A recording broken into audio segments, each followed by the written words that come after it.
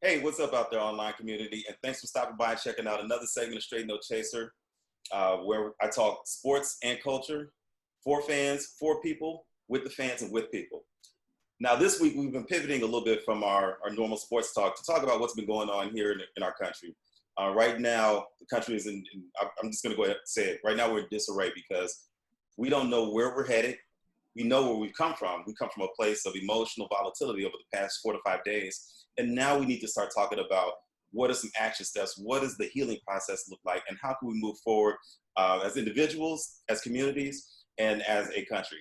Now, I did want to have this conversation and answer your questions, but I felt like because this is such a complicated topic and a complex topic, I wanted to have a guest join me. So I'm going to say that I'm very proud to announce that I've got my younger brother, Lawrence Jackson, joining me from the West Coast. Lawrence, you want to give yourself an introduction to the online community? Hi, everyone. Thanks for tuning in today. I'm excited to be here.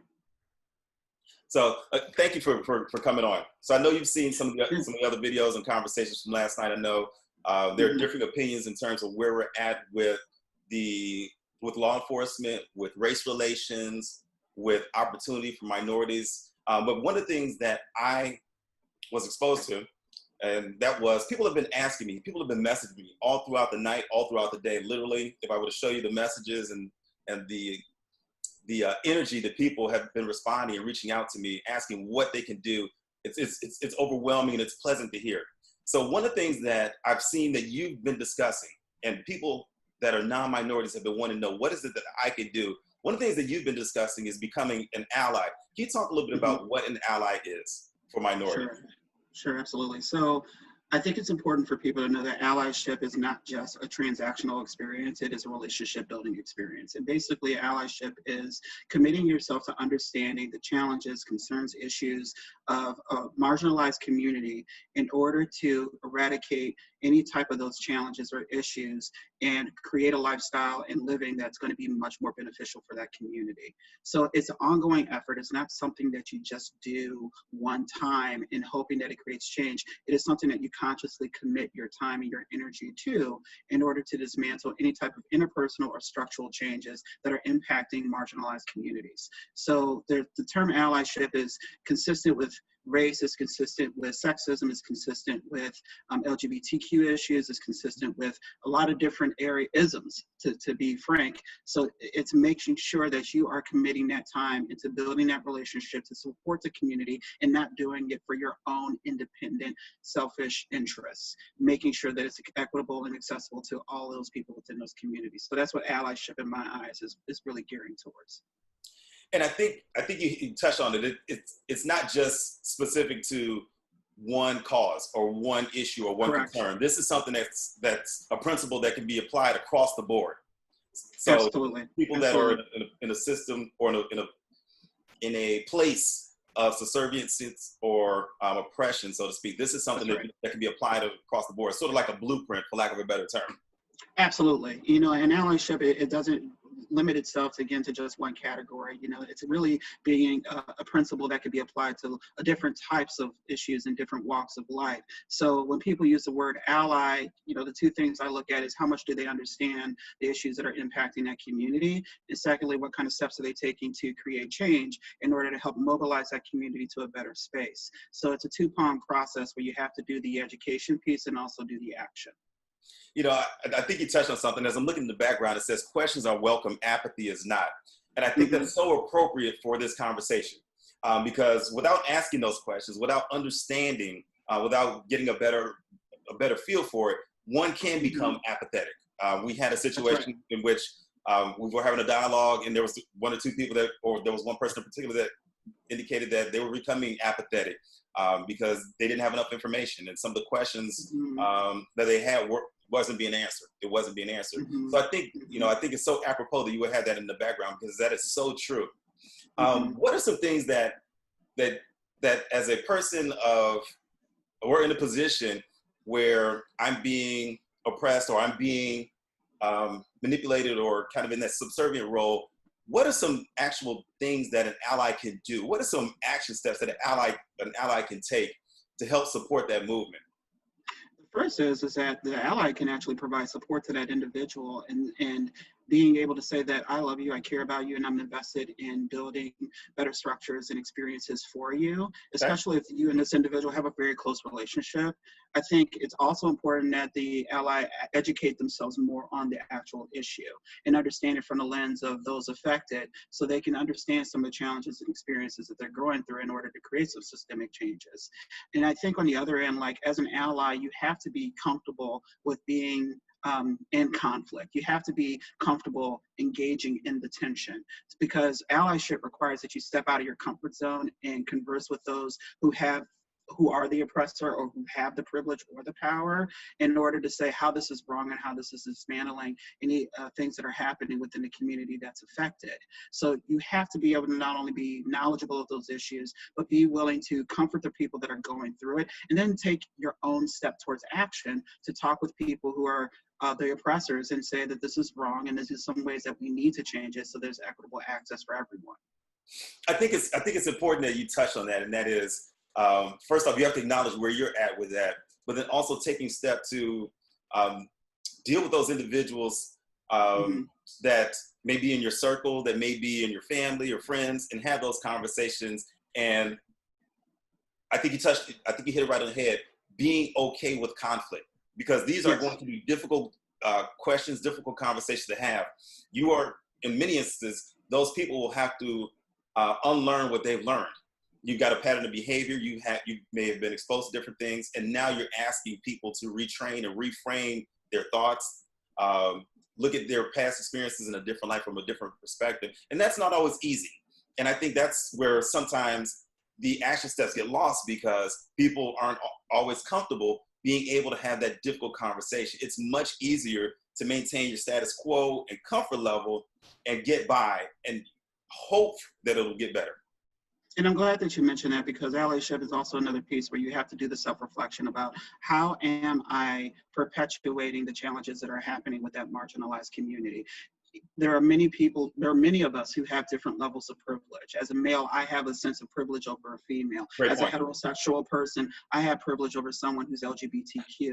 So we're asking ourselves, like, how am I contributing to the difficulties of this marginalized group? And then thinking about what can I be doing within my own sphere of influence to help eradicate the challenges that are happening with these marginalized groups. Because I'm realistic in knowing that not every person is going to have a seat at the large conference table with the CEO, but they do have a seat with their family. They may have a seat in their workplace with their boss, or they might have a seat at a bar with some friends. So what are you doing specifically to help eradicate some of the structural challenges that they might be experiencing within those communities of color through those organic interactions that you have with people in your day-to-day life? I love the fact that you said you don't have to be a CEO or sitting with the CEO, but you can make influence where you are. I think that's one of the things that gets lost in the conversation that I've had with people. It's, I want to help, but I can't change the world. And I think people are looking for this big wow moment, this huge bomb to drop that's going to shift the ideology of a city, or the ideology of a state or a country. And really, all it has to do is start within your household. Start where you are. Meeting people where they're at. So I think that's one of the things that's really important to touch on, because people feel like they can't make a difference if they're not making this massive whirlwind of a change and redirecting and refocusing people's attention on a massive scale. Not everyone is comfortable or capable of going out and holding a bullhorn or speaking in front of a crowd, but you can have those conversations at a dinner table. You can have those conversations at a picnic. You can have those conversations with friends in a relaxed environment. I think one of the things that's really important is understanding that it may not be welcome, and being prepared for that, and being able to understand. But that's where understanding comes in. Being able to articulate that point, or whatever it is that you are discussing with respect to that marginalized group of individuals. And I think another thing is that over time, you have to become comfortable with living in the tension. You have to be comfortable with having these difficult dialogues, because there are many people who, for the first time in their lives, this is put in plain view. And if you don't have an opinion on it, you're going to be asked about why you don't have an opinion. So I think that you have to be in this space of being comfortable with that interaction, and knowing that there's things that are happening visibly that we have to be able to talk about, that's going to allow for that conversation to continue. One thing that I've really valued throughout this past week is I've been receiving a lot of text messages, calls, and spoken with people all across the United States, from clergy to friends to family to staff that are working in my profession, about the same topic. And it comes down to allyship. It doesn't have to necessarily be going out to a protest. That can be one activity. Absolutely. But allyship really requires that you are engaging with people in a personal level, and you're getting educated on the issues. And for some people, that might be that you are having these conversations at your dinner table, or you're influencing them in the workplace with systemic things that you can do with your day-to-day operations. So again, it's all about a movement, and it's not about just swinging for a home run every time. You got to take bases. Yes, great point. You know, you can still get on base with a bunt. You can still score runs moving station to station. Everything is not going to be a home run. And I think that's one of the critical pieces that people are missing or may not be in tune with. Everything doesn't have to be a home run. So you're 100% correct. So I think right now, and I'm changing the narrative, I believe that this is beyond a protest. I feel as if this is a civil rights movement, because generally protests are centralized. There may be some offshoots in some areas, you know, because there may be a level of empathy, frustration, or some type of emotional connection. But for the most part, protests are centrally located to wherever the incident has occurred with respect to that community. But this is something that I haven't seen in my lifetime. The closest thing that I've seen is the Rodney King situation in what was it, 95? 92. 92, okay. So early to mid 90s. But this is something that we're seeing global. I mean, we're looking at not just movements here in the United States, but across the globe. I think at last count, it was at 21 countries, and that was earlier. Wow. You know, so yeah. I mean, it's wide reaching. So with that, I feel that this is a good point for us to start to have some conversation about, because everyone's paying attention. Everyone is, what can I do?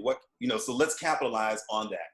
So before we get into, because I want to talk about action steps, I've got a number of questions that some of the Straight No Chaser people have reached out to. Would you be willing to help me answer a couple questions? Because I think different perspectives may shed a little bit of light on some of the responses. Sure, absolutely, happy to. Okay, great. So one of the questions that has come up, and this is something I've seen throughout social media, and it also has come up during our conversation, and that is, what is gained by rioting and looting, and has that superseded the message or the intent of what is what's trying to be communicated? My attitude is this: protesters protest, looters and rioters loot and riot. Yes. There's a difference. There's a clear distinction. And people who are protesting have a lot of familiarity, especially if they've done protesting before, know who those that are in for rioting and looting. I've got a friend of mine who leads these protests in Chicago and has done this at other areas across the nation.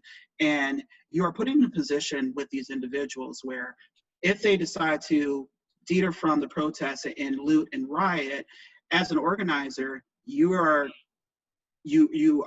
prompted to intervene.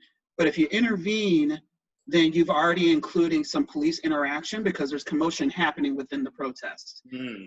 If you stand by and allow these individuals to loot or riot, you're still going to get police intervening in the protest. So it's a lose-lose situation. And so at this stage, there's a lot of happening within the protest of how do we maintain the commotion, but also make sure that what we're doing is staying on message with the injustices that we're experiencing. And the due process that we really want in order to be treated equitably and fairly. So when I hear people say, this is about rioting and looting, these are individuals who are detracting from the message. They're allowing that this one action to influence the narrative of what's really happening. And there could be different reasons as to why they think that way. It might be that they don't want to think about the grander issues such as racism or any other ism that's existing, or they might want to find a reason to minimize those things so it doesn't become a topic of conversation to maintain their own level of privilege. So with that, I always view that, again, protests are for protests. Rioting and looting is for rioters and looters. Those are two clear distinctions, and most people that are in protests are not ones who are rioters and looters. They are advocating for the needs of those in marginalized communities. And I think that's a great response to have when you are confronted with those types of questions or involved in those types of conversations. Protesters protest, rioters are going to riot, looters are going to loot. There will always be opportunists in a situation. And I think that's one of the things that we need to keep in mind and maintain that perspective. There will always be opportunists given a situation to take advantage. Let me ask you, you're in California, correct? Yeah, I'm in California. Okay. In your area, have you seen the looting and rioting and such? We have not personally, but then again, we also live not in a very heavily populated area. We're in the suburbs, and we're pretty far away from most of the shopping centers. It's about a 15-minute drive for us. Okay. However, it has impacted our ability to do things like go out and get groceries at Target or any other grocery store, because we are seeing that some of those businesses are either barricaded up, or there are barriers for entry into the parking lots in order to do your shopping. Literally a one in, one out kind of situation with only one entrance you could go into, that same entrance you can come out of. So we haven't seen any of the effects related to rioting and looting. But we have seen that there's been a presence for those who are rioters and looters taking buses to the nearest train station as a way to kind of infiltrate the area. And the police officers have actually intervened on those actions. But we've been pretty removed from seeing that. But we know that this is happening about 30 minutes north of us in Oakland, where there's definitely much more activity. Gotcha. Now you know where I live. I'm on the Illinois-Indiana border. And I saw the tail end of looting. And it was surreal. I can't imagine what it's like to be where it's very densely populated, where it's very intense, where you are having that combative interaction between law enforcement and people that are in the crowd as part of the civil rights movement. But for me, it was surreal to see, the mall, that I shop at, the stores that I shop at, people running in and out, law enforcement diverting people so they can maintain the flow of traffic while still trying to handle this. It was not an easy task for them to try to maintain it. So I have to give them credit in that regard. I can't speak for other departments because I've seen other departments and how they've interacted with people and how they've engaged with people. But for what I saw, the law enforcement agency by my house, they maintained a level of composure, and they tried to maintain the situation with as little conflict as possible. And it wasn't easy. So again, that was just my first hand. That's reassuring. Yeah, people taking advantage of the situation, because literally I'm seeing people drive their cars, stop and say, "Oh, wait a minute, they've got the pawn shop," and do a U-turn and pull back. And that's where it's so important again that people need to realize that these are a small, limited number of people that are not reflective of the entire movement. And this is truly a civil rights movement. This is our 1960s in a way. This has been impacting us from a national and global level. And there are certain things that are contributing to this visibility, such as everyone being in lockdown and COVID-19. So it's incredibly visible that we can't divert our attention from something else, because there's nothing else to divert our attention to. And I think that law enforcement are also, at least from what we've seen here in the Bay Area, that at least from our limited exposure, has actually been pretty positive and proactively trying to deter anything like that from happening. But they are allowing space for some people to protest, so they have that visibility to share their message. Gotcha. I think that's all great points. I'm looking at some inbox responses as you're speaking. Sure.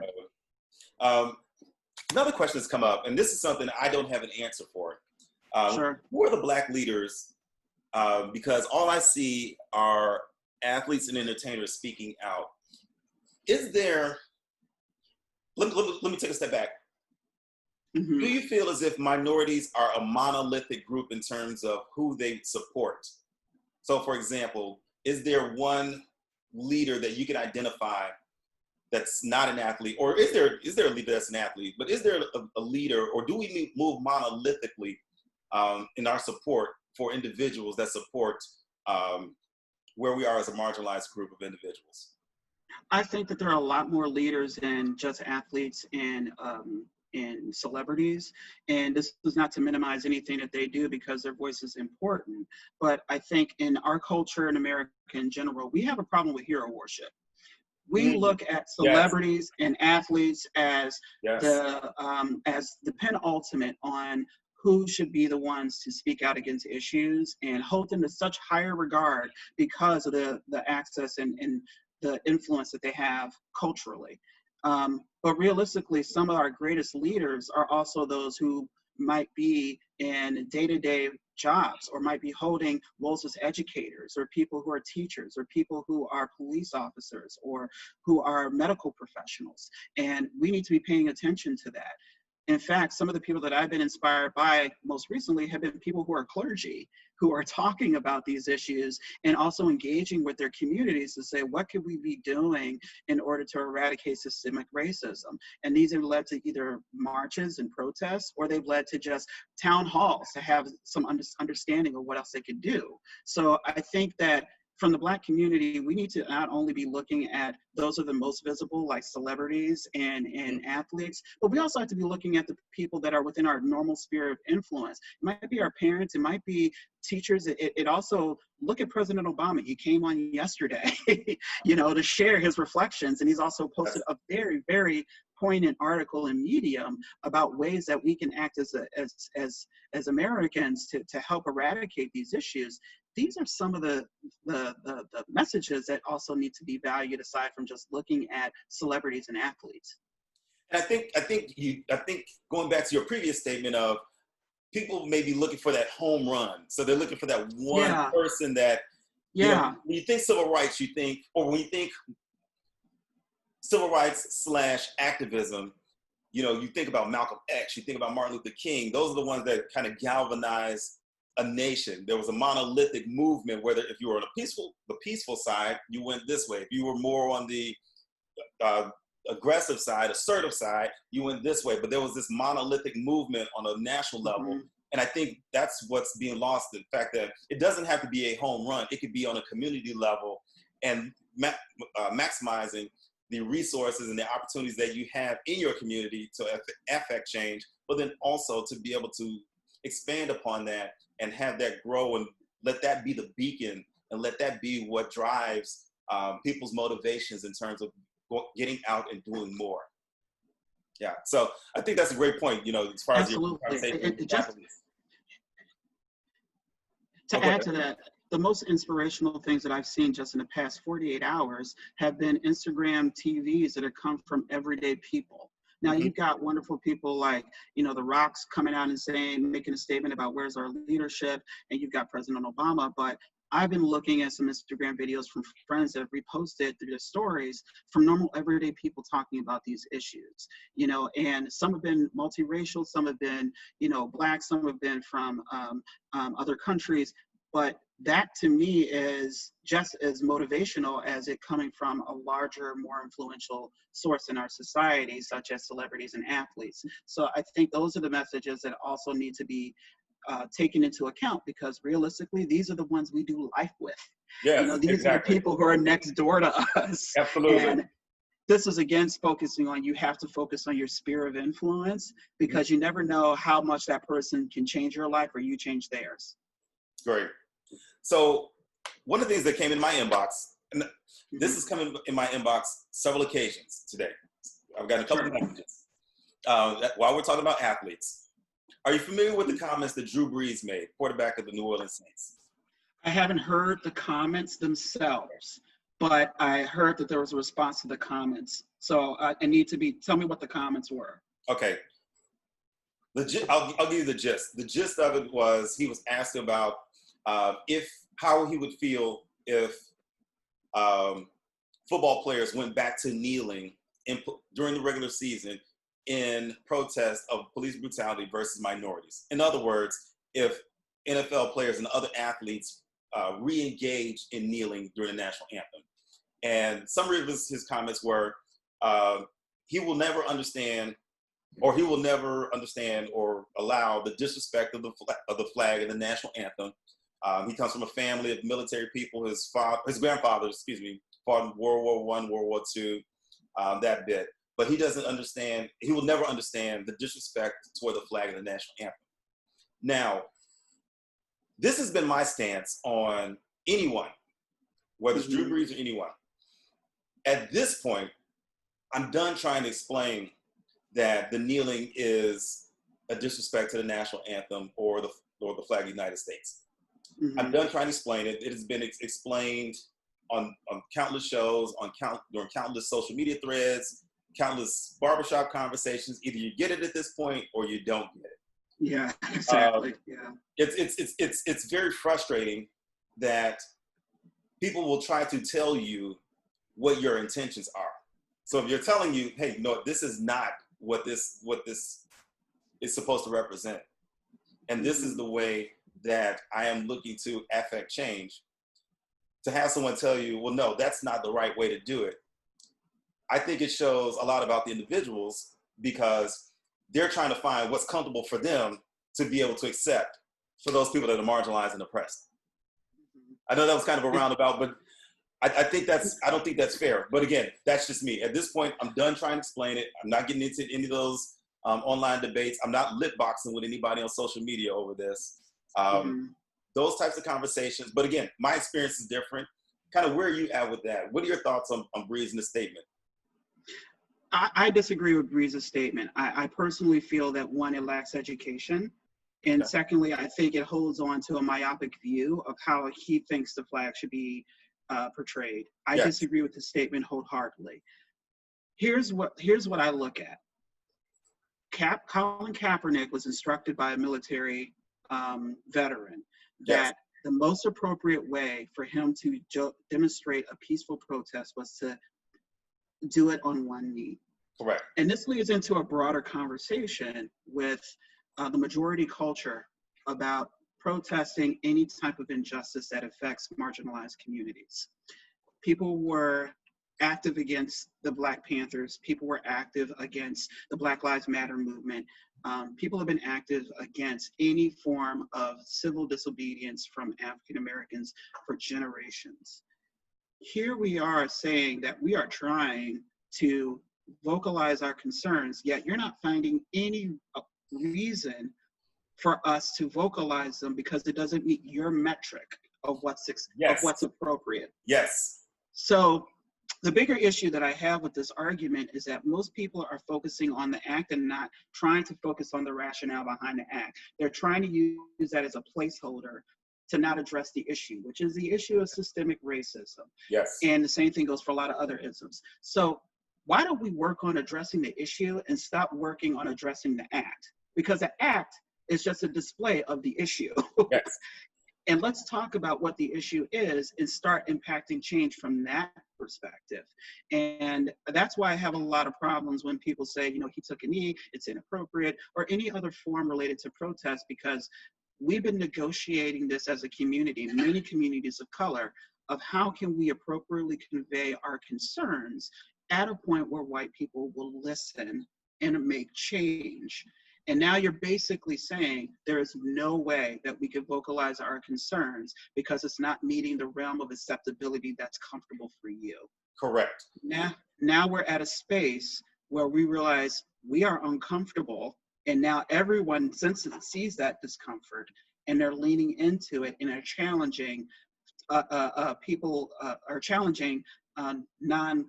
of color to accept that discomfort and start to work on the issue. So that's my takeaway from this whole thing related to the kneeling and Drew Brees' comments, is that, again, we need to be focusing on the bigger issue and not focusing on the knee. Pay attention to the issue, and let's start working on that. And I think that's one of the things that you hit it on the head, the bookmark.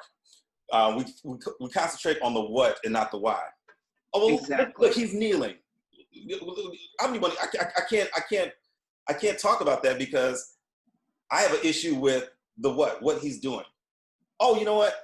There's looting and rioting. Oh, you know what? I can't talk about the what caused the looting and rioting, because guess what? My energy, my concentration, my focus is on the looting and things like that.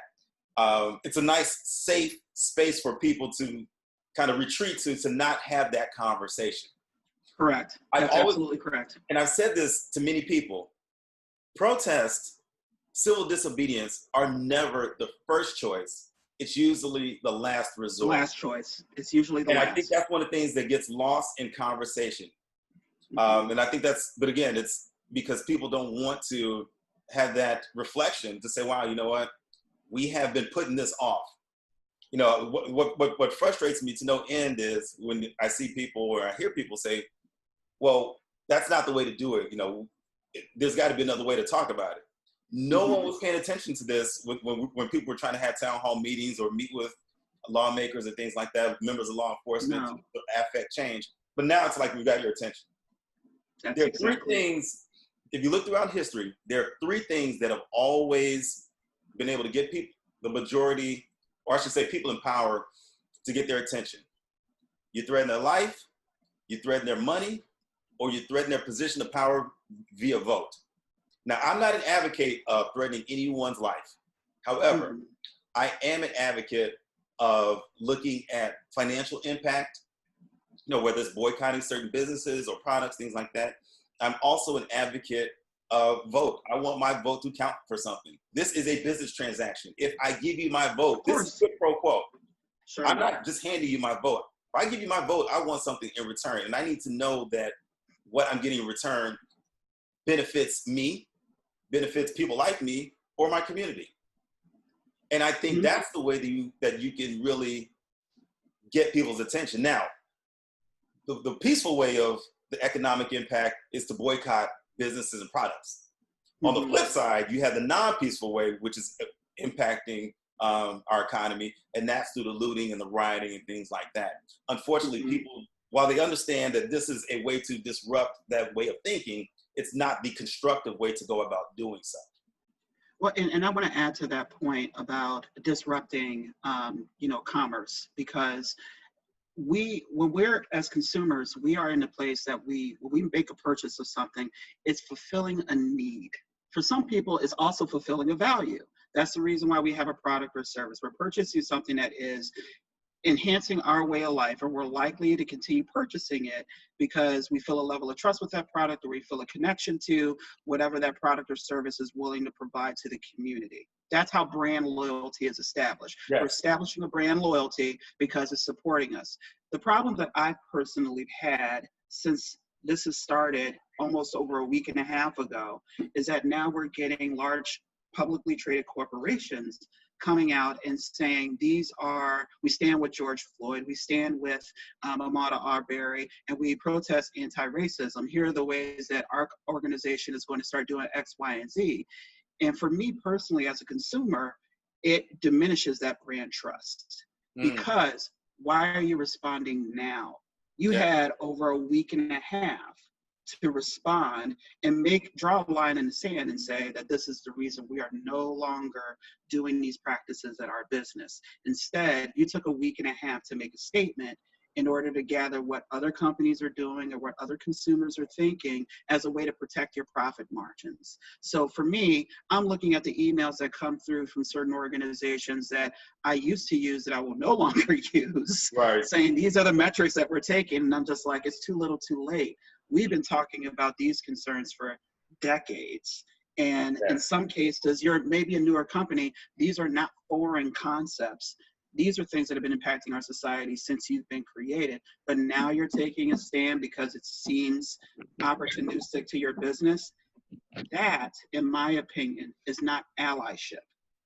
That is a transactional, self-serving experience for you to maintain what your company is in order to keep it sustainable. I think that's a great point, because let's not even just look, we can look further back than just the past week and a half. Where was this a year ago? Where was this 6 months ago? This is not the first time that we've been in this situation, but I think we've just gotten to the tipping point as a country and as a community that, hey, Correct. now enough is enough. Correct. Great. Got time for a couple more questions? Sure, happy to. Okay, great. And again, I appreciate the feedback, because I think hearing it from different voices and just a different tone, I think will just serve value, to people that are watching this video. So one of the things that another hot button topic is, why do we not talk about or protest Black on Black crime? We know Black on Black crime exists. Here's the reality. You have to ask the question on, why does intercultural conflict exist? What are some of the systemic things within that culture that might be influencing any type of actions that are happening within that community? So let's give an example. If you grew up in an under-resourced area, you had no access to a really quality education, you had no access to employment, you have no access to quality goods in order to clothe yourself or feed yourself, then you're looking at ways that you could potentially survive within society, right? What is happening within a lot of communities of color? There's a lack of access to things that those in a majority culture possess. So for that reason, we're looking for ways to build our community, or looking for ways to survive within our community, because we're lacking access for something that is completely outside of our reach. So when people say like, hey, how come you're not protesting Black on Black crime or brown on Black crime?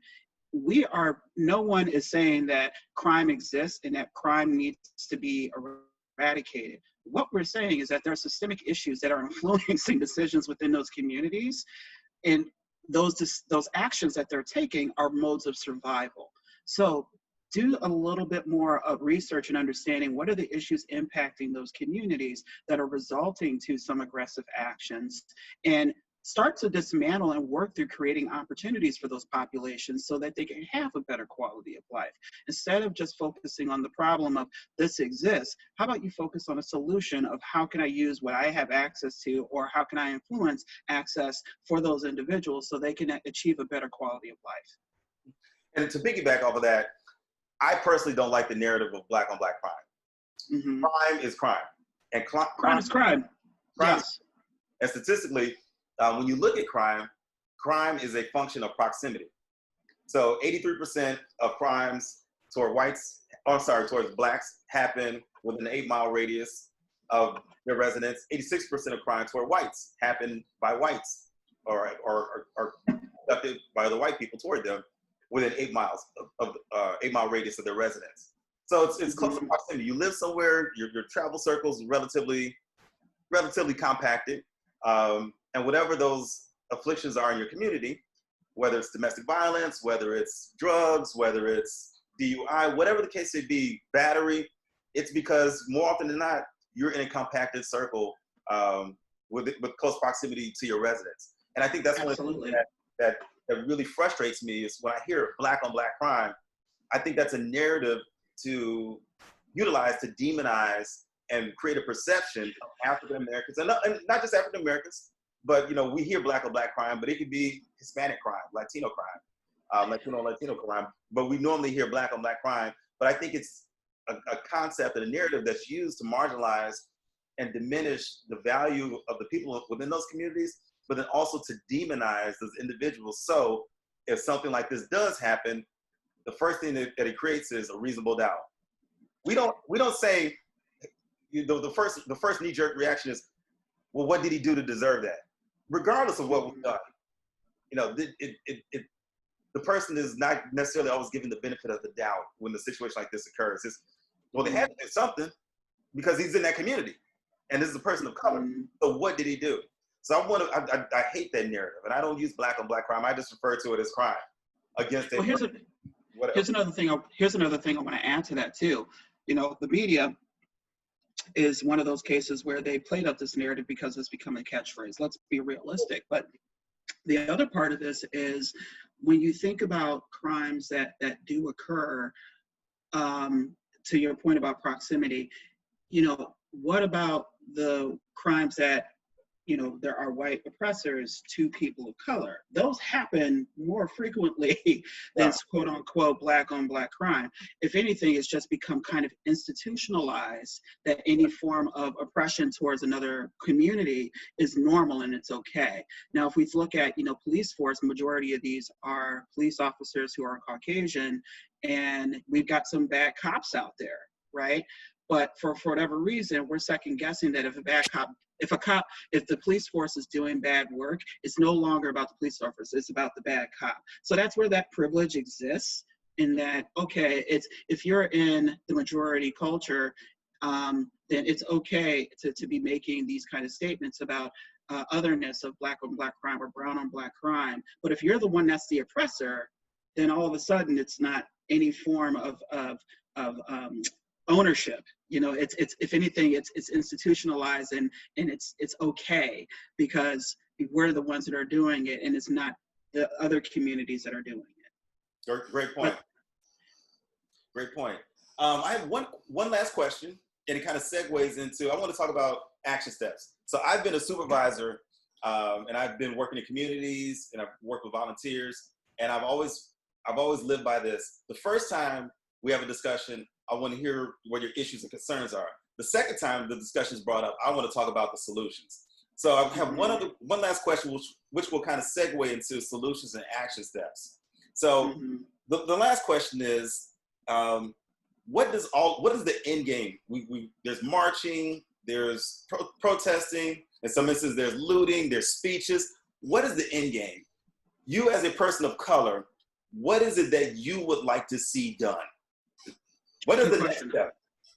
I would like to see structural reform, and I'd like to see interpersonal reform.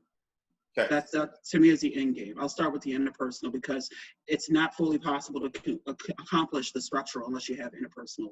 We have to be able to, white people have to be able, and all people who have different forms of prejudice and racism have to be able to dismantle those things on a personal level so they can influence helping those in marginalized communities to be able to ascend to a greater standard of life.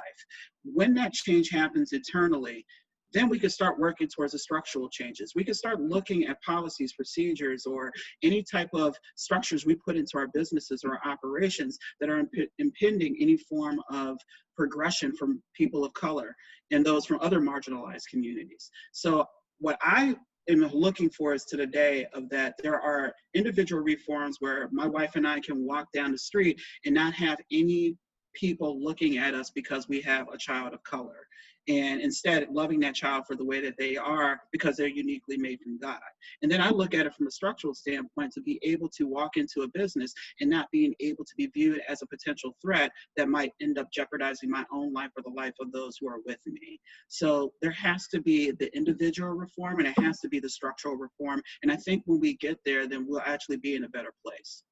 And I think to piggyback off of that, I think that's great because that kind of gives us a broad look at things. I think those are things that are measurables. Those are things that I don't think those things are too hard to ask, but will take a lot of work to. It will take a lot of work. Create some of those pieces. I came up with a number of specific things. I call them hard asks. Things that I'm looking for, whether it be in my community, whether it be from my friends and family, other individuals, or even from legislators. So some of the things that I was able to come up with, and it supports kind of the thoughts that you had. First off, I would like to have a national comprehensive process for police reform and police policy and policing procedures. I think if we're going to talk about reform, I think it needs to be something on a national level and then tailor it more to your individual specific community if need be. But I think there needs to be a national platform within law enforcement for accountability, for training, for discipline, all of those things. So that's a part of it. And that comes with your legislators and having those conversations. Also talking to members of law enforcement, because contrary to popular belief, there are members of law enforcement that don't like what's going on because it puts their lives in jeopardy and makes their jobs a lot more difficult, but their hands are tied. You can't you can't get rid of the bad officer, and then the bad officer trains a rookie or something like that. And now you got two bad officers out there, things like that. But that's something that I'd like to see.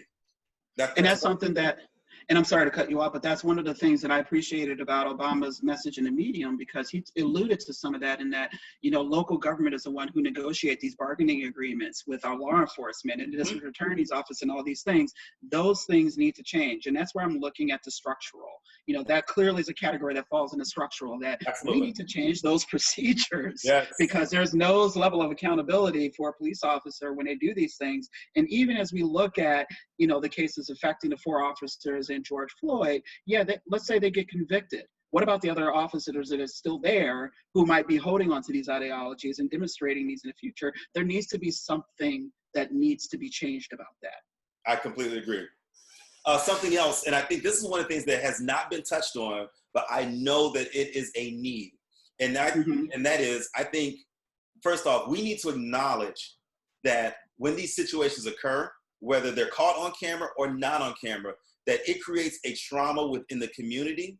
It creates a trauma and a PTSD with individuals. And I think that we need to have and secure funding and programs to address that. Because what will happen is you will have situations like this where you got individuals that are fed up, that are tired, that have not addressed the trauma of a situation. Because even if you've seen it on video enough, it's something that at some point it's going to affect your brain pattern and how you think and view things. So I think that there needs to be funding, there need to be programs that we can ask for to say, let's deal with the trauma of these situations so people can process this in a healthy way. Not just, excuse my language, not just playing fuck the police or whatever the case may be, or when it comes down the street, middle fingers, so whatever the case may be. But how are we able to deal with the trauma of this? And that includes programs for the community, but then also law enforcement officers as well. Having them be a part of that conversation, be a part of those programs. That is a hard ask. Let's first acknowledge that there is a trauma that happens, because I don't hear that talked about when it comes to people, when it comes to communities of marginalized individuals, the trauma and the PTSD that they carry. And I like to add to that list. I think that it'd be beneficial to actually have some independent organization that is doing that oversight, rather than something that is contracted, through a police organization or through another entity that has boots on the ground that are doing the work within the community. Because we need oversight and accountability that says this person is not fit to be doing this kind of work. I look at it the same way as, if you got, unfortunately with the case of George Floyd, he had to have an independent autopsy done because the police autopsy was stating that he died from complications related to physical conditions. And we need independent organizations and oversight that are saying, no, this actually is not the case. These are some things that we've observed, because there's too many hands in the pot in order to protect your own, rather than truly holding others accountable, or people within your sphere of influence accountable, so that these kind of situations don't occur. Absolutely. So kind of moving through my list. And again, these are things that are tangible, because I hear, what is it? What's the end game? What are the action steps? These are actions. These are things that can be done, action steps. One action step that I'm going to ask minorities to do, as well as non-minorities, attend community meetings. There are a lot of keyboard warriors out there, a lot of social media activists, and I'll give you an example. When I was working in Inglewood, here in Chicago, there was a lot of conversation regarding school closures, and everybody was posting articles, and there were threads and comments, 50, 60, 100 comments long, and everybody was talking about it. But when I go to the community meetings, because I worked in that community, when I went to the community meetings, there may have been 17 people there. Keep that same energy from the social media platform to the platform in your community. I'm asking everyone to, if you have an opinion, not just share it on social media, but take it to the community. Have those conversations in a community setting where your voice has an opportunity to be heard. Because ultimately, if they have a community meeting and people aren't there, they're going to feel this, well, you guys don't care, so why should we care? Back to business as usual. Let's keep the status quo. Let's keep it moving. So that's something. Can I add a point to that? Not only attending community meetings, but I think it's also important for you to actively contribute to your community in eradicating these issues. You know, I think that first it's important to learn what's happening within your community, but it's another thing to say, okay, I got this information. We need to strategize to make our community thrive and get better. So show up and do the work in addition to showing up and just listening to what's happening, because we need that collective voice in order to rehabilitate our own communities and share that knowledge and help ourselves grow, because there is no sense of growth unless if you're doing it only independently without a collective involvement that makes sure things are moving forward. Yep, great point. Also, I'm about action. So here's one of my challenges, and that is, it appears to me as if people have access, as people have access to some form of electronic device, whether it's a computer or a smartphone, because people will comment and post all day on social media about something that they're passionate about. I'm going to challenge people, and I want to challenge people to redirect that energy and those comments, take them from the social media platform, and use that to reach out to your local legislators. That's where the change takes place. Let's take that same energy, that same emotion, let's bottle that up, let's harness it, and shoot that to your alderman, or your village president, or whatever the local municipality is, your city council. But take that energy and redirect it. You've got good thoughts, you got good ideas, you're solving everything. It's just on social media, and social media really isn't a problem-solving platform. Whereas reaching out to your legislators, that is a problem-solving platform. So that's another action step that I would love to see people take, and that is reaching out to your local legislators with that same energy, with that same information, and then be solution-oriented. It's okay to talk about the problem, but let's also talk about the solution. So that's another action step I would love to see people take, and I'm challenging people to take. I know me personally here in the village, I was fed up with some things with our village, and it was not just the village. There were some things around law enforcement, but some other things with the village. And I went and I asked to speak to our village mayor, he's a mayor. And we had some conversations, and then I would see him in the grocery store, and I asked him, hey, how is this going? Hold him accountable. We talked about it. Hey, what are you moving on it?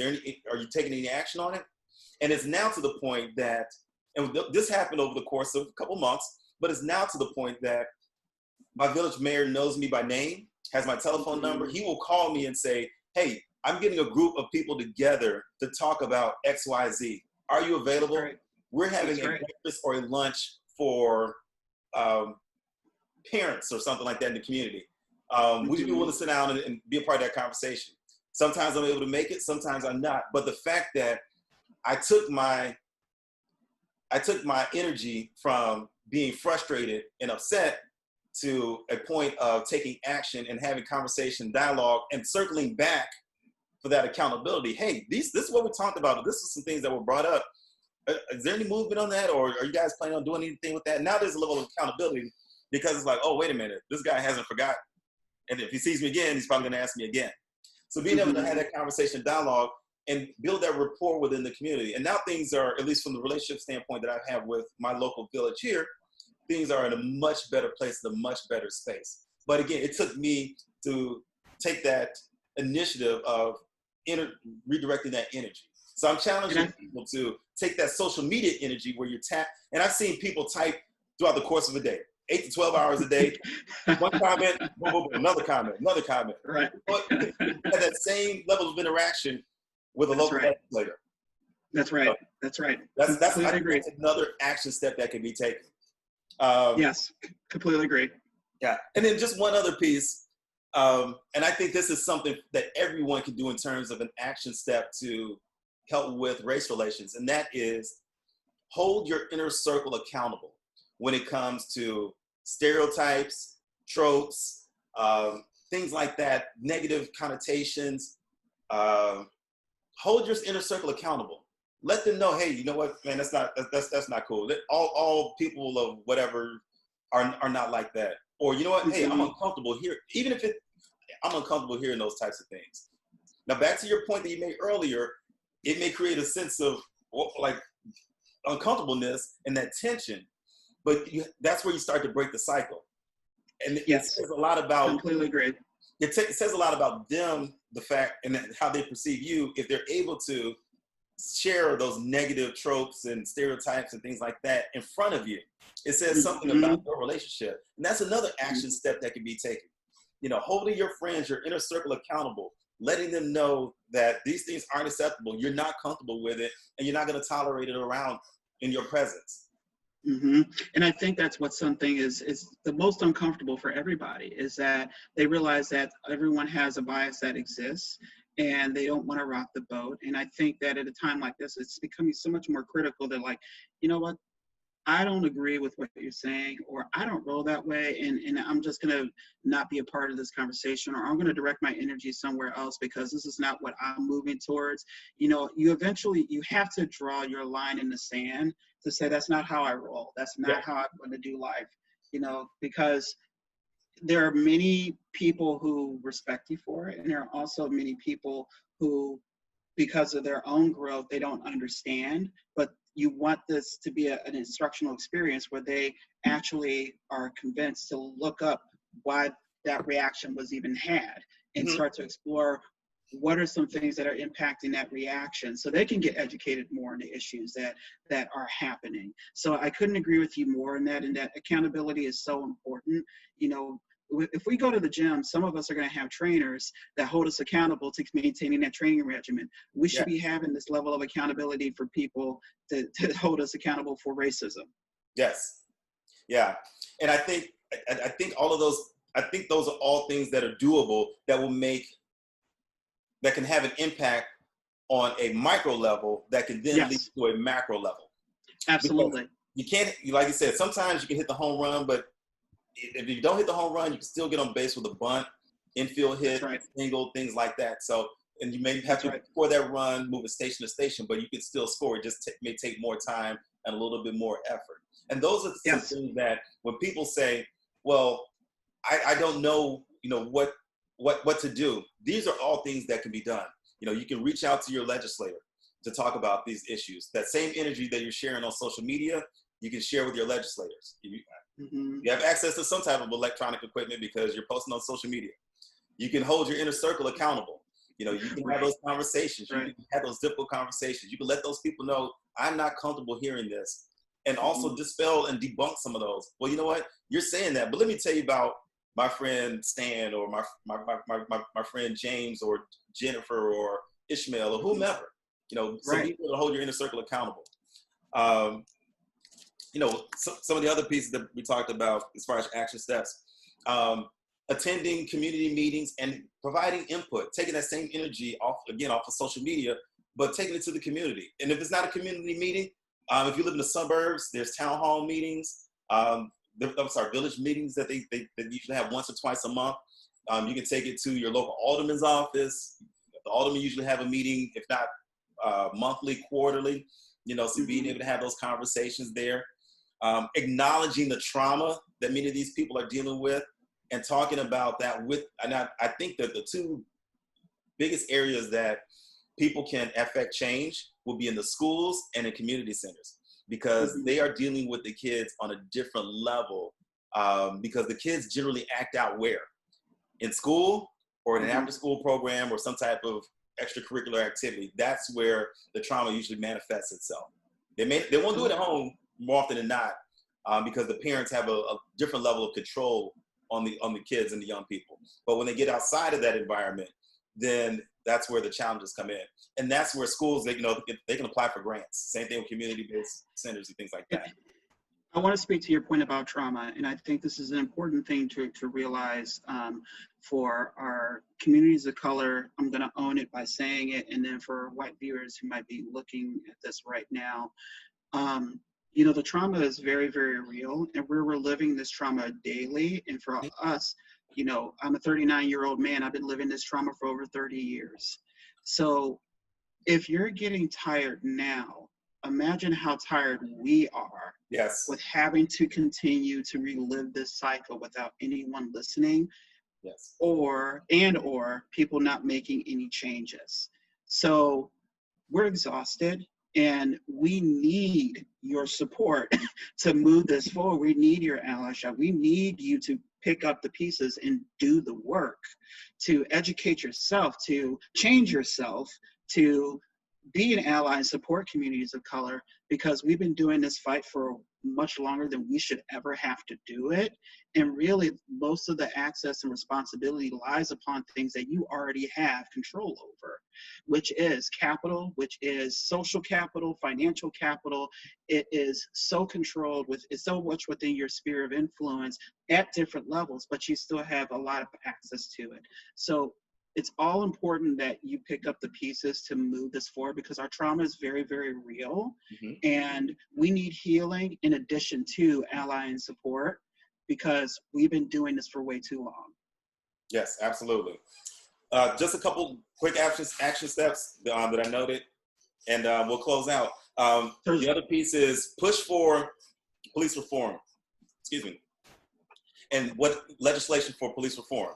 Yes. Looking at policing strategies, looking at accountability, looking at training, all of those key pieces. I know right now that there's a piece of legislation that's been started by Democrats from Colorado, and I think there's another group that's also putting legislation together that they're looking to pass. You know, reach out. It goes back to reaching out to your legislators. You know, have them support this bill. Have them support this so it can be passed. Because again, that's something that can be done on the federal level that can then matriculate down to the local level and such. So that's something, again, you know, that's an action step. And then the last thing, and I think this is just in general, if there's an opportunity, connect with people or be in a position where you are around people that are different from you, whether it's volunteering or whether it's being in that may look different for different people. I think the easiest form of that could be, if it's not in your friends or family circle, volunteer opportunities. Because volunteer opportunities may put you in a position where you're either A, helping out individuals that may look and be different from you, or B, working with or working alongside with individuals that may be different from you in terms of how they look or their demographic and things like that.